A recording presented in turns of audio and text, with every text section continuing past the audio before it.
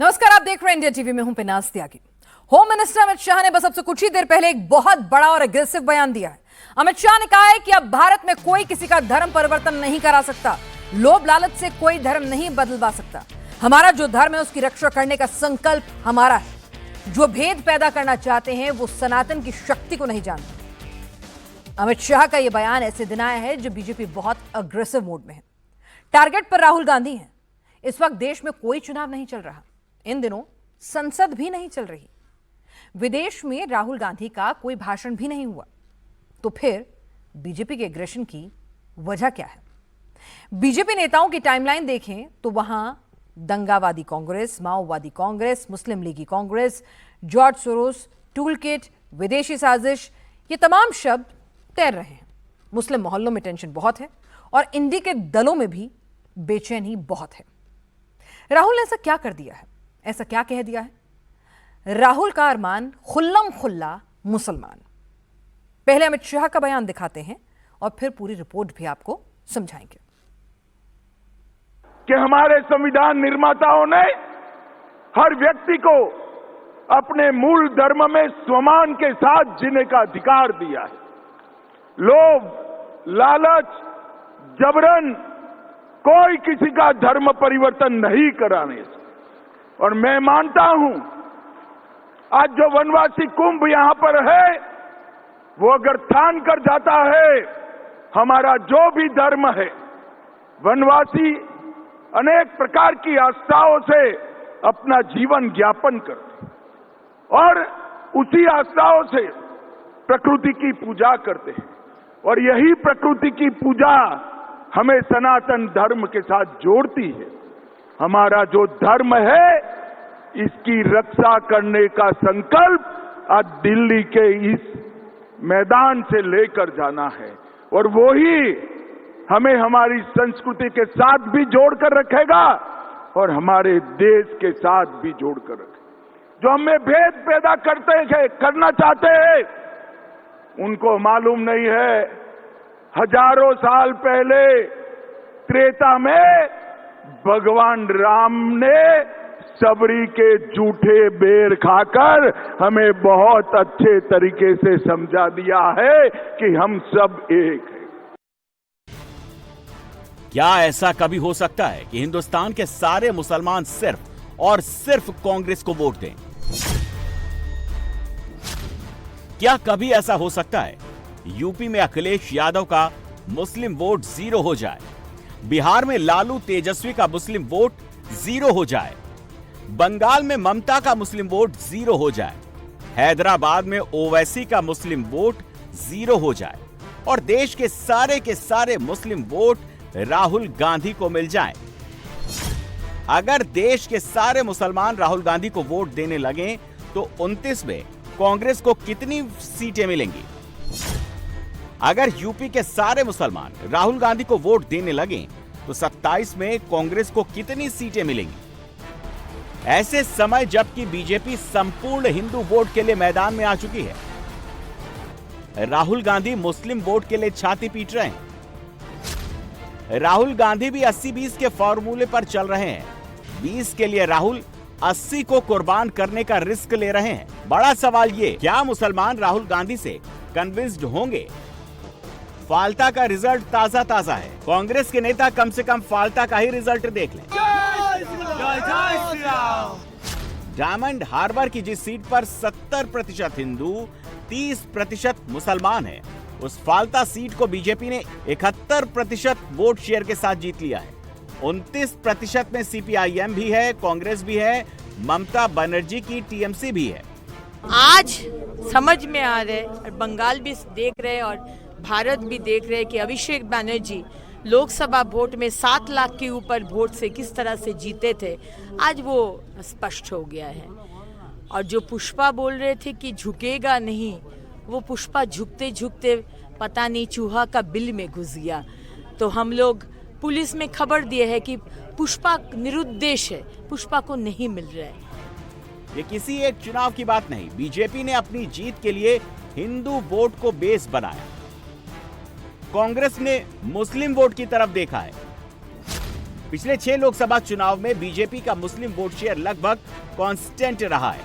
1999 में 6%, 2004 में 6%, 2009 में 4%, 2014 में 4%, 2019 में 7% और 2024 में भी 7% मुस्लिम वोट बीजेपी को मिले।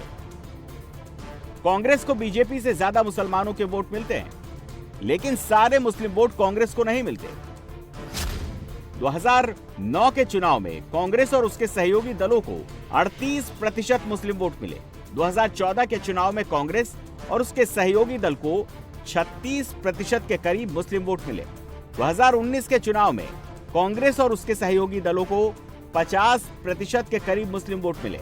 2024 के चुनाव में कांग्रेस और इंडी ब्लॉक के दलों को लगभग 70% मुस्लिम वोट मिले।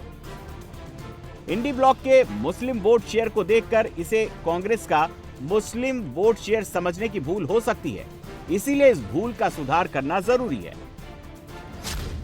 24 के चुनाव में यूपी के अंदर मुस्लिम वोट अखिलेश के नाम पर पड़े थे, बिहार में मुस्लिम वोट लालू तेजस्वी के नाम पर मिले थे, बंगाल में ममता बनर्जी के नाम पर और महाराष्ट्र में ठाकरे पवार के नाम पर इंडी अलायंस को मुस्लिम वोट मिले थे। केरल में मुस्लिम वोट IUML के नाम पर मिले थे।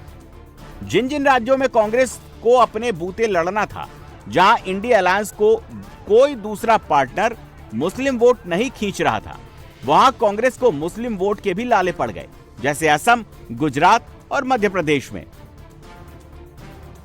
1992 में बाबरी के बाद से ही देश के मुसलमानों ने कांग्रेस को टाटा बाय बाय कह दिया। इस वक्त सभी मुसलमानों को कांग्रेस से जोड़ना सपने सच करने जैसा लगता है। हकीकत में ऐसा होना बहुत मुश्किल है, मगर लगता है कि राहुल गांधी इन दिनों ऐसा ही सपना देख रहे हैं। मुसलमान मुसलमान मुसलमान, राहुल गांधी के ख्वाबो ख्याल में बस यही एक शब्द घूम रहा है, मुसलमान। राहुल सिर्फ सपना नहीं देख रहे, बल्कि यही सपना राहुल गांधी कांग्रेस को भी दिखा रहे हैं। कांग्रेस की माइनॉरिटी एडवाइजरी काउंसिल की मीटिंग में राहुल ने कहा कि कांग्रेस मुसलमानों के मुद्दों को जोर शोर से उठाए और अगर किसी मुसलमान पर अत्याचार होता है तो बिना किसी झिझक के मुसलमानों को अल्पसंख्यक कहने की जगह कांग्रेस उसे मुसलमान ही बोले। राहुल गांधी को ये यकीन हो गया है कि कांग्रेस के पास मेजॉरिटी कम्युनिटी हिंदू समाज का वोट नहीं है। उनके एमएलए आसाम में जीते और बंगाल में जीते तो वो मुस्लिम ही जीते, तो अब कांग्रेस मुस्लिम लीग कांग्रेस बन गई। दिल्ली में हुई इस मीटिंग में सहारनपुर के कांग्रेसी सांसद इमरान मसूद ने कहा कि पार्टी को अपना नैरेटिव बदलना होगा। मुस्लिम समाज केवल बीजेपी को हराने के लिए वोट नहीं करता, उसे ये मैसेज देना होगा कि कांग्रेस ने मुसलमानों के लिए काम किया है। मुसलमान गाली है क्या भाई? मैं मुसलमान हूं, मुझे फक्र है मैं मुसलमान हूं, लेकिन मैं एक हिंदू के लिए अपनी जान कुर्बान कर दूंगा। ये है हिंदुस्तान। इस वक्त मुसलमानों के दिमाग में बकरीद और कुर्बानी घूम रही है। एक एक करके सारे बीजेपी शासित राज्यों में सड़क पर नमाज पढ़ने, खुले में कुर्बानी देने और मस्जिद पर लाउड स्पीकर बजाने पर रोक लगाई जा रही है।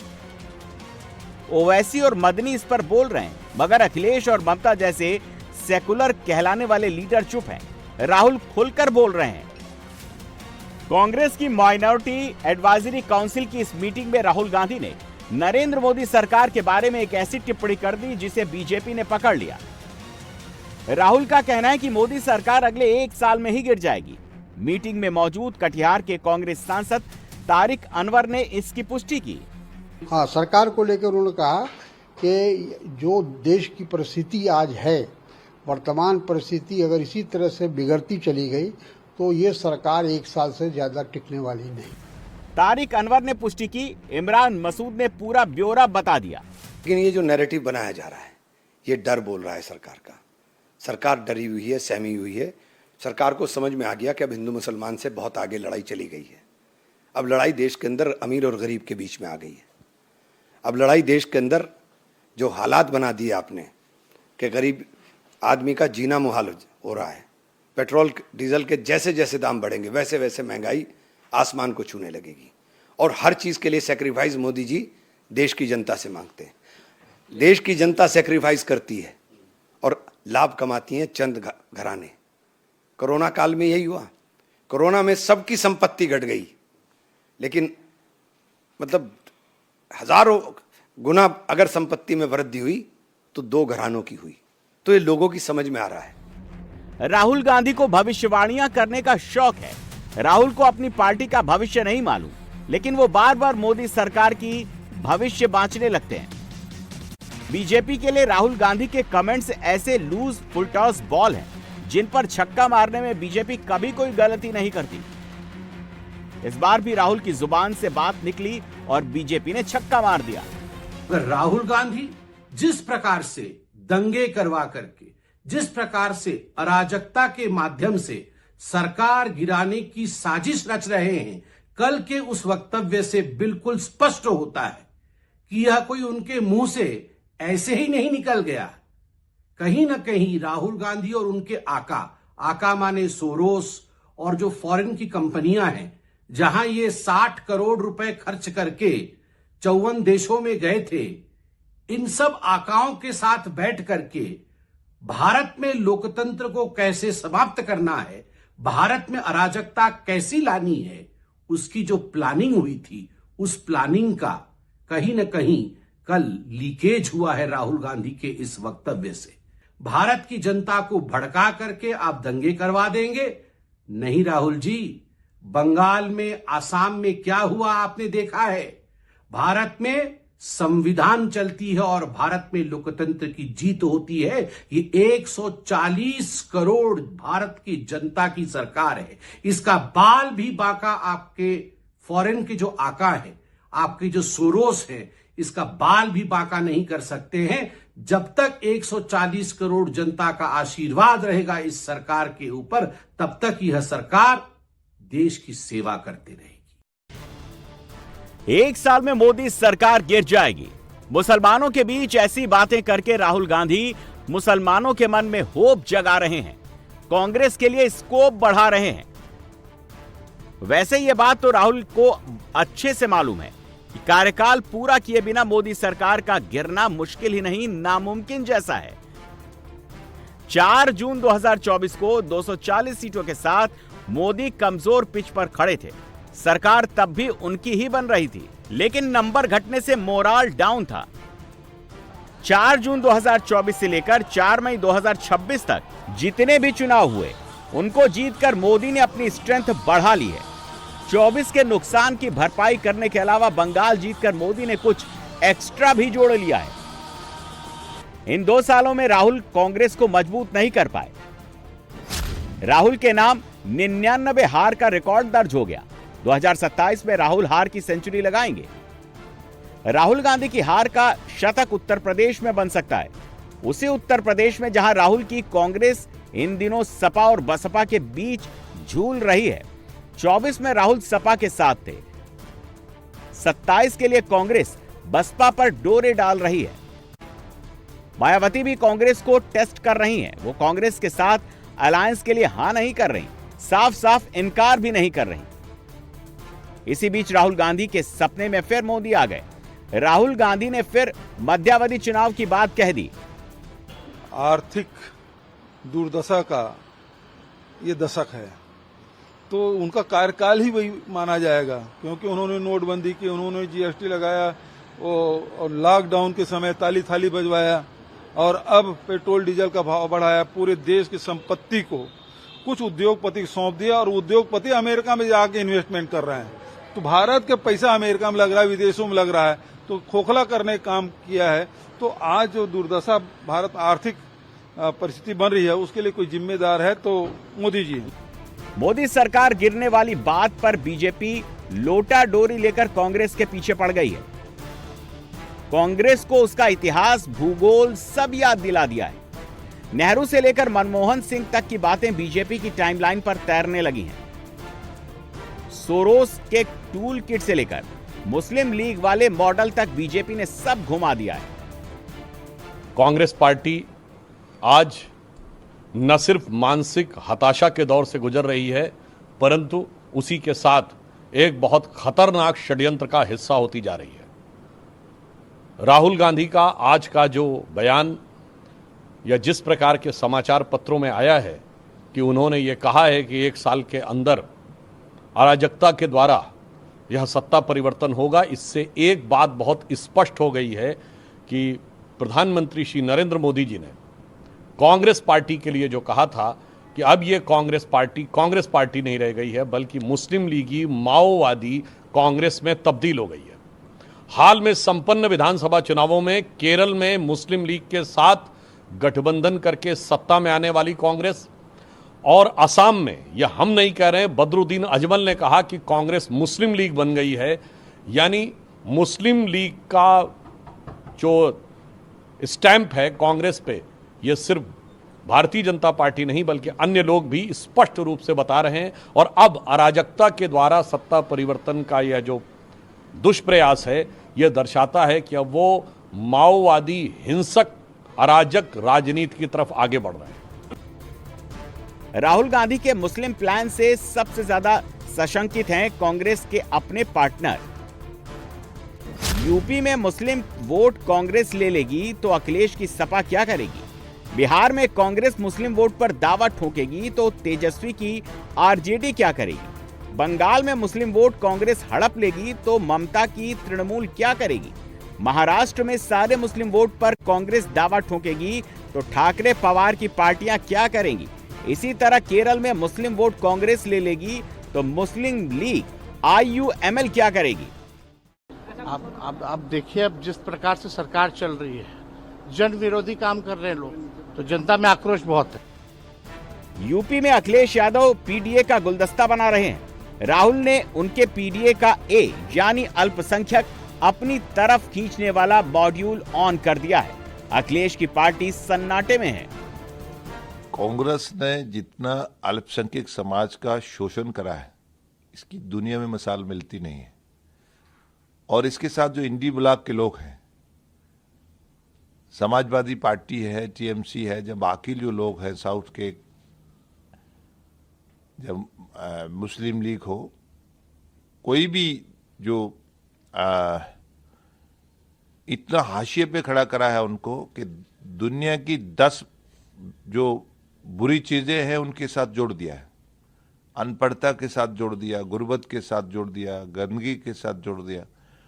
उसका इतना शोषण करा है, अब तो डरा डरा के वोट लेता है। राहुल गांधी के दिमाग में क्या चल रहा है?